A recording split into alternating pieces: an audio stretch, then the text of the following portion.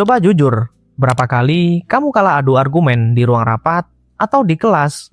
Bukan karena ide kamu jelek, tapi sekedar karena suara lawan bicaramu lebih keras. Mari kita mulai dengan satu fakta pahit yang mungkin bakal bikin kamu sadar. Sistem di sekeliling kita hari ini, mulai dari ruang kelas di sekolah, meja birokrasi di kantor, sampai pergaulan sosial kita sehari-hari, itu sudah disetting. Sengaja dirancang untuk memenangkan mereka yang suaranya paling nyaring, bukan mereka yang pikirannya paling tajam. Bayangkan, kamu ada di sebuah meeting, kamu sudah riset semalaman, bawa data lengkap, tapi begitu sesi diskusi dimulai, rekan kerjamu yang gak tahu apa-apa, asal nyeletuk dengan pedenya, mendominasi obrolan, dan tiba-tiba bos kamu mengangguk setuju sama dia. Atau ingat waktu zaman sekolah, kamu tahu persis jawabannya dari pertanyaan guru, tapi karena kamu diam, teman sebangkumu yang asal jawab malah dipuji sebagai anak yang aktif dan pintar. Pernahkah merasa begitu? Kamu nggak sendirian. Di zaman modern ini, kita terjebak dalam sebuah ilusi massal, sebuah kebodohan kolektif. Kalau ada orang yang banyak bicara, berani unjuk gigi, dan cepat nyaut, kita otomatis melabeli dia sebagai orang yang kompeten atau punya jiwa pemimpin. Padahal, kalau kita mau pakai logika dan lihat datanya, korelasi antara orang yang bicaranya keras dengan ide yang cemerlang itu nyaris nol. Nol besar. Bahkan seringnya tong kosong nyaring bunyinya. Kenapa dunia kita bisa secacat ini? Semua kebohongan ini dibongkar habis berdasarkan riset mendalam dalam sebuah buku yang berjudul Quiet. Kekuatan senyap pribadi introvert di dunia yang tak berhenti bicara, karya Susan Cain.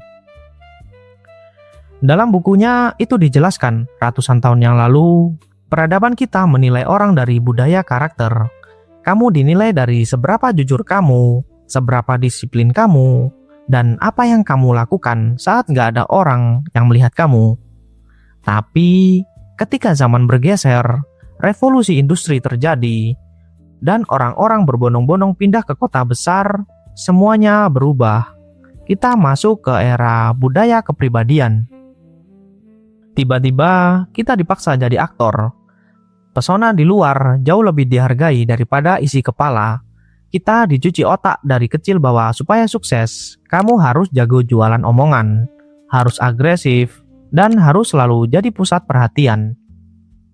Pertanyaannya sekarang, kalau sistem dunia itu sudah cacat dan sangat bias terhadap orang-orang ekstrovert yang suka tampil, apakah kamu dan kaum yang lebih banyak diam lainnya ditakdirkan untuk selalu kalah, terpinggirkan, dan jadi bawahan? Atau jangan-jangan kalian kaum pendiam itu sebenarnya punya senjata pemusnah massal, tapi kalian cuma belum tahu bagaimana cara pakainya? Untuk bisa pakai senjata itu, kita harus bongkar dulu isi kepalamu. Kita harus hancurkan pemahaman salah kaprah soal apa itu introvert.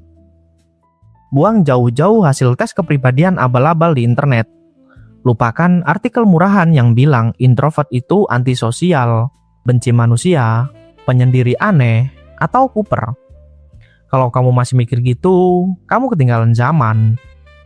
Kita nggak sedang bahas psikologi pop di sini. Kita bicara sains, kita bicara biologi. Introvert itu bukan soal seberapa pintar kamu bergaul. Ini murni soal bagaimana mesin otak kamu merespon satu bahan kimia bernama dopamin. Dopamin adalah hormon kesenangan, hormon stimulasi, hormon yang bikin kita merasa semangat dan hidup. Dengar baik-baik perbedaannya.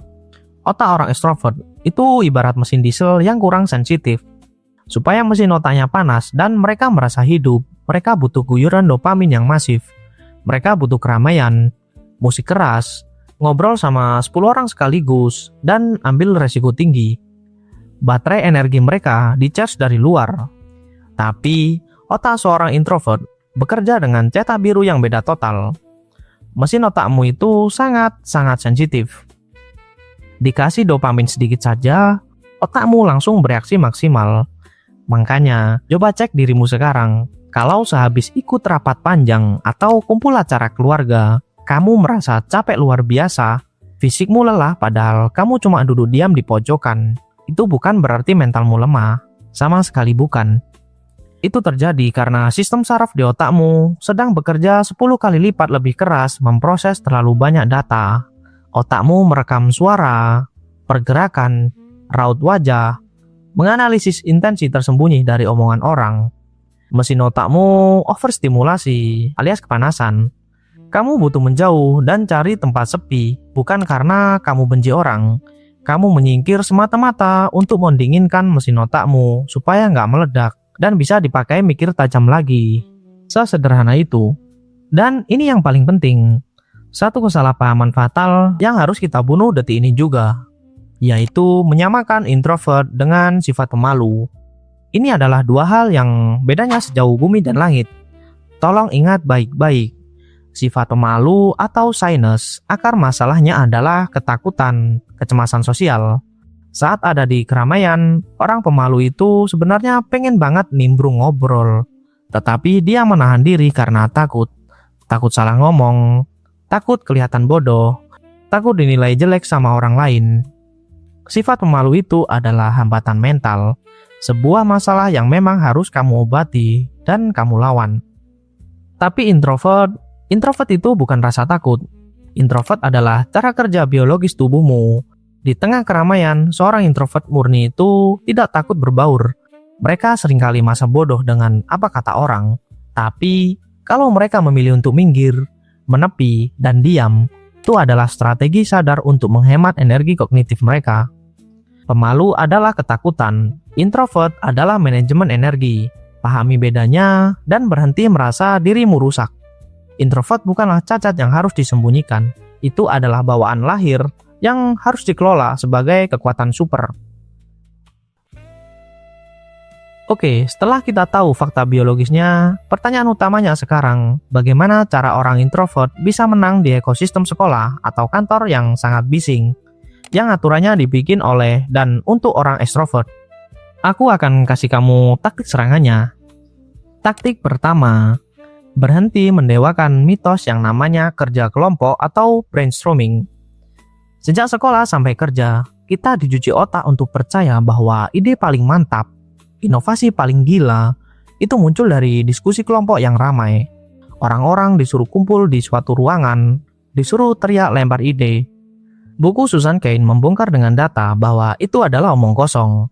Fakta di lapangan menunjukkan kerja kelompok justru seringkali membunuh ide-ide kreatif. Kenapa?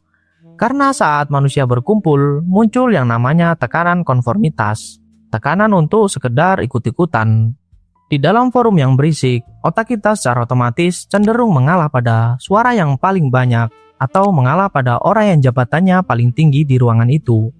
Kualitas ide jadi nomor 2, hierarki dan ego jadi nomor 1. Faktanya, penemuan-penemuan paling mengubah dunia tidak lahir dari meja rapat komite yang berisik. Ide-ide raksasa lahir saat seorang bekerja sendirian, dalam isolasi, dalam kesunyian mutlak. Kamu tahu Sir Isaac Newton? Dia merumuskan hukum gravitasi dan kalkulus, bukan saat lagi asik nongkrong di kedai kopi. Dia menemukan itu saat dia sedang melakukan isolasi mandiri di pedesaan karena wabah. Atau Albert Einstein, salah satu otak paling revolusioner sepanjang masa. Dia secara terbuka pernah mengatakan, kemonotonan dan kesunyian hidup yang tenang menstimulasi pikiran kreatif. Penemuan besar butuh deep work, kerja yang sangat mendalam, dan deep work itu tidak bisa dilakukan sambil basa-basi. Jadi, kalau kamu seorang introvert yang ditugasi mencari solusi, jangan paksakan dirimu mencari pencerahan di tengah keramaian tim. Minggirlah, menjauh dari kerumunan, kerjakan analisismu sendirian dalam ketenangan. Temukan polanya, lalu bawa hasil akhirnya sebagai peluru tajam ke meja rapat. Taktik kedua, jadikan diamu sebagai senjata pembunuh birokrasi. Gimana kalau kamu kerja di tempat kaku, di instansi yang menganut prinsip ABS asal bapak senang, di mana diskusi cuma didominasi oleh senior yang gila hormat dan suaranya paling keras? Dengar, kalau kamu mencoba melawan mereka dengan cara ikut-ikutan teriak dan motong pembicaraan, kamu pasti kalah. Kamu sedang main di kandang mereka. Aturan main ekstrovert. Senjatamu adalah observasi dan akurasi.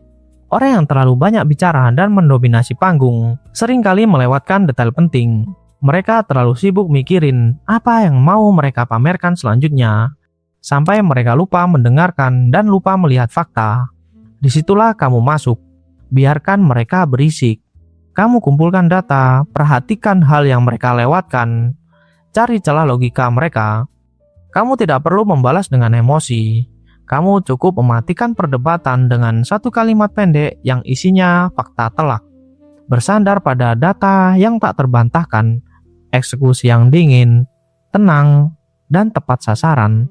Efeknya jauh lebih mematikan dan bikin kicep dibandingkan omong kosong panjang lebar.